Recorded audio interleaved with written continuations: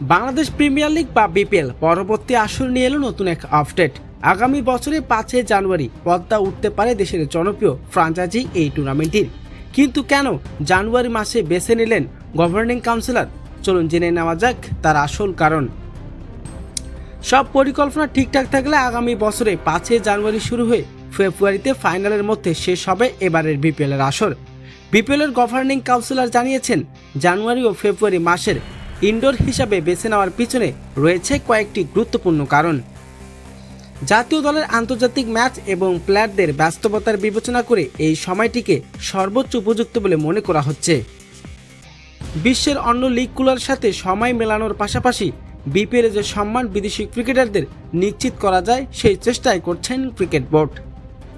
বিশ্বজুড়ে একই সময় একাধিক লিগ চলায় অনেক সময় বিদেশি খেলোয়াড়দের অতিরিক্ত পারিশ্রমিক দাবি করে বসে। এতে করে ফ্র্যাঞ্চাইজির মালিকানা যে কোনো অতিরিক্ত আর্থিক এবং চাপে পড়তে পারে, সে আর্থিক সম্ভাবনা বজায় থাকতে সেই বিষয়টির দিকেও বিশেষ নজর রাখছেন কাউন্সিলর। জানুয়ারি ফেব্রুয়ারি এই ইনডোর বিপিএলের কতটা রোমাঞ্চক করে তুলবে বলে আপনি মনে করেন? আপনার কি মতামত অবশ্যই জানাবেন কমেন্টে। বিপিএলের সব খবরাখবর পেতে আমাদের চ্যানেলটি সাবস্ক্রাইব করে সাথেই থাকবেন। ধন্যবাদ।